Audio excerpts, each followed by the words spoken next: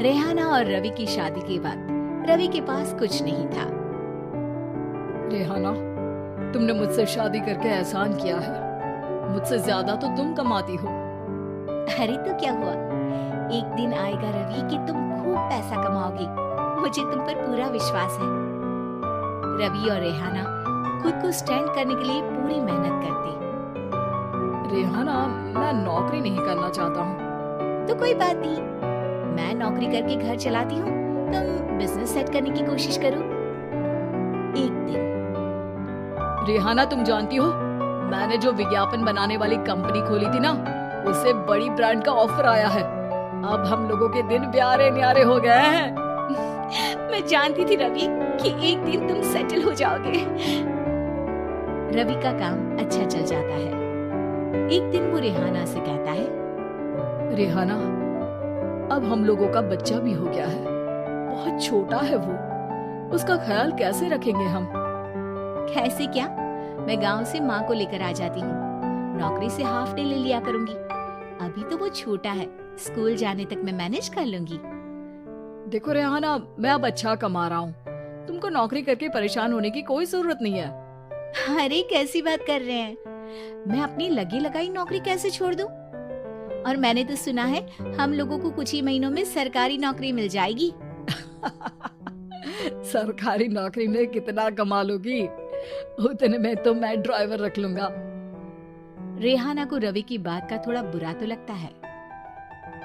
कम से कम मेरी नौकरी की इतनी बेइज्जती मत करो। भूल गए, इसी नौकरी के बदौलत तुमने अपना बिजनेस खड़ा किया है। अरे वो तो मैं किसी के भरोसे भी कर लेता। देखो, अपने बच्चे को संभालो, घर का काम करो। अब बाहर जाती तुम अच्छी नहीं लगती हो। रेहाना रवि के कहने पर नौकरी तो छोड़ देती है, लेकिन अब बड़े से घर में उसकी कीमत किसी नौकर से कम नहीं होती। एक दिन रवि का दोस्त आता है। भाभी, हम लोग तो आपको तब से जानते हैं जब से आप लोग शादी होकर इस शहर में आए थे। आपकी बदौलत ही सारा बिजनेस खड़ा हुआ है।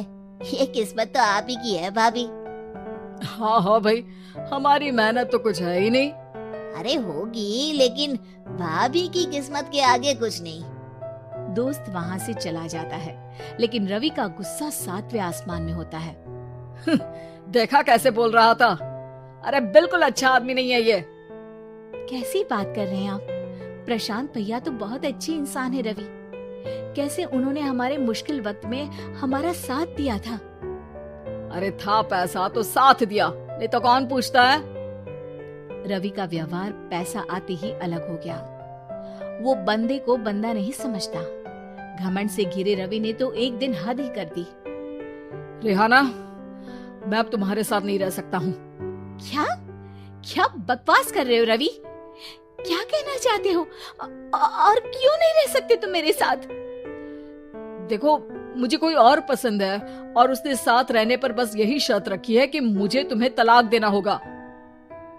रेहाना, जो कि एक स्वावलंबी महिला थी, उसने बिना देर किए रवि को कह दिया, कोई इश्यू नहीं, मुझे पैकिंग में 4 दिन का वक्त लगेगा, लेकिन तब तक मैं तुम्हारे साथ नहीं रहूंगी। 4 दिन के लिए तुम कहीं और शिफ्ट हो जाओ, मैं घर से निकलूंगी तो बता दूंगी। रवि घर छोड़कर चला जाता है। रेहाना को दुख होता है, वो रोती है, लेकिन व्यवहार से स्ट्रॉन्ग रेहाना को पति के वापस आने का और उसे सबक सिखाने का पूरा भरोसा था। फिर एक दिन, अरे शुशिका, कब शादी करोगी तुम मुझसे? यार मैंने तो सोचा था तुम शादी से पहले मुझे विदेश लेकर जाओगे, महंगी कार दिलाओगे। अरे सब दिला दूंगा, लेकिन पहले मुझसे शादी तो कर लो। हाँ हाँ, क्यों नहीं। मैं कुछ दिनों के लिए अपने मम्मी पापा के पास जा रही हूँ और लोगों से अपनी शादी की बात करूंगी। अरे शुशिका, कैसे रहूंगा मैं तुम्हारे बिना? अब तो शादी होने वाली है हम लोगों की। शुशिका रवि को छोड़कर चली जाती है। रवि घर आता है, जहाँ रेहाना को ना पाकर उसे सब अजीब लगता है। घर तो रेहाना के बिना कुछ नहीं है, बच्चे की याद भी आ रही है। चलो एक वीडियो कॉल कर लेता हूँ। रवि रेहाना को वीडियो कॉल करता है, लेकिन रेहाना फोन नहीं उठाती। रात को सोते वक्त मन कर रहा है मुन्ने को गले लगा लूं। चलो कोई ना, शुशिका से शादी के बाद मेरे और भी बच्चे होंगे। अगले दिन रवि ऑफिस जाता है जहाँ टीना खड़ी होती है। सर, आपने अपने नए ऐड के लिए मॉडल की रिक्वायरमेंट डाली थी ना, मैं उसी के लिए आई हूँ। रवि टीना को देखकर खुश हो जाता है। अब शादी हो गई है तुम्हारी? नहीं सर, बस अच्छा सा हैंडसम और अमीर लड़का देख रहे हैं मेरे मम्मी पापा। रवि के दिमाग से तो टीना को देखकर शुशिका का ख्याल भी खत्म हो जाता है।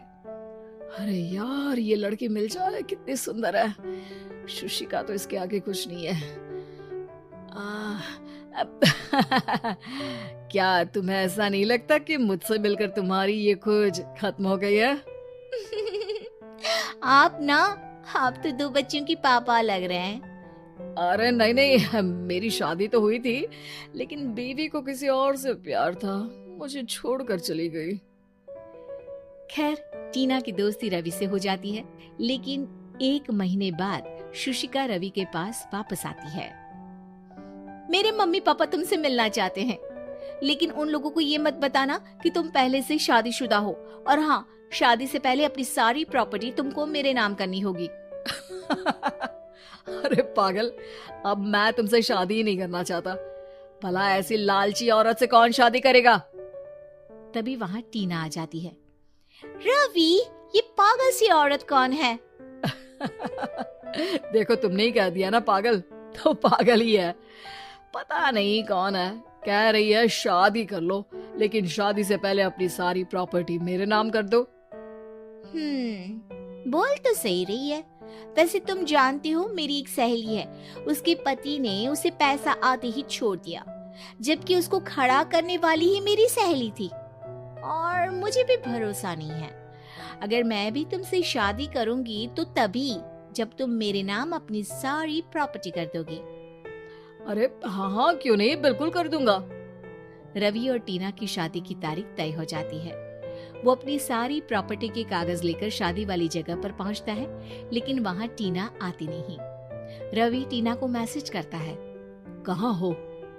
सॉरी, मैं तुमसे शादी नहीं कर सकती, मुझे तुमसे भी ज्यादा पैसे वाला मिल गया। रवि को गुस्सा आ जाता है। वो गुस्से से सारा डेकोरेशन तोड़ रहा होता है कि वहां रेहाना आ जाती है। सर, क्या हो गया? क्या डेकोरेशन पसंद नहीं आई आपको? तुम यहाँ क्या कर रही हो? मैं यहाँ की डेकोरेटर हूँ। क्या आपको पसंद नहीं आई यहाँ की सजावट? रवि दौड़कर रेहाना के गले लग जाता है। मुझे माफ कर दो रेहाना। रवि रेहाना के गले लग जाता है और रेहाना टीना को थैंक्स का मैसेज करती है।